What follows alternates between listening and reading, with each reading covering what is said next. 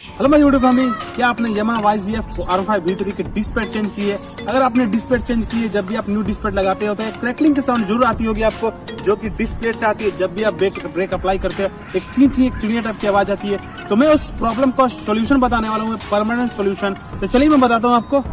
So friend, सबसे पहले आपको 60 नंबर या 80 नंबर का एक सीरीज पेपर ले लेना। सीरीज पेपर 60 या 80 नंबर का, ठीक है। उस तरह को इस तरह पकड़ना है और आपके डिस्प्ले में इस तरह से डिस्प्ले में आपको इस तरह से रब करना है, ठीक है। जब जैसे आप रब करोगे, पूरा रब करना है आपको। रब करने से आपको ये प्रॉब्लम चली जाएगी। दोनों डिस्प्ले में ऐसे करके इस तरह रब करना है आपको। वीडियो अच्छी लगी तो वीडियो का लाइक शेयर सब्सक्राइब करना ना भूलें।